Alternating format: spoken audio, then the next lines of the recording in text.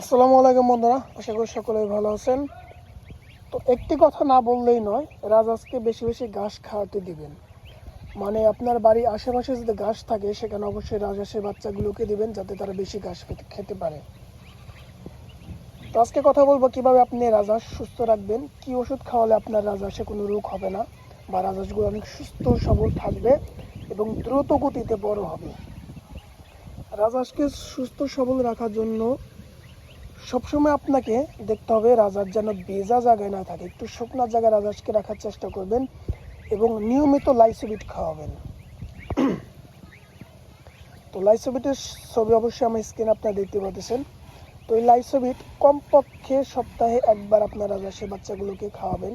একটা পরিমাণ মতো লাইসোবিটের গায়ে লেখা আছে কী পরিমাণ মতো আপনি খাওয়াবেন, সেই পরিমাণ অনুযায়ী আপনার রাজহাঁসের বাচ্চাগুলোকে লাইসোবিট খাওয়াবেন। লাইসোবিট একটা ভিটামিন জাতীয় এবং খুবই ভালো একটি রোগ প্রতিরোধক ওষুধ, যেটি খাওয়ালে আপনার রাজহাঁস সুস্থ থাকবে।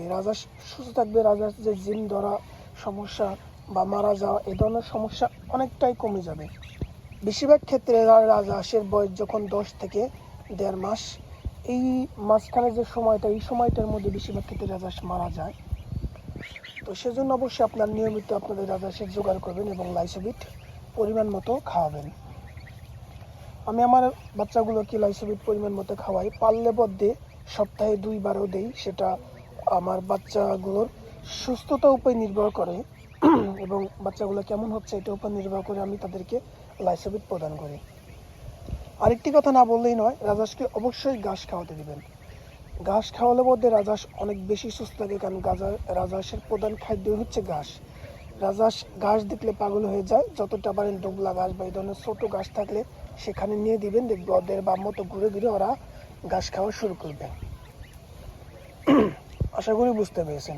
ভিডিওটা ভালো লাগলে অবশ্যই একটু লাইক দেবেন, অবশ্যই আমাদের চ্যানেলটিকে সাবস্ক্রাইব করে রাখবেন, আর ফেসবুক থেকে দেখে থাকলে অবশ্যই ফেসবুক পেজটিকে ফলো দিয়ে রাখবেন।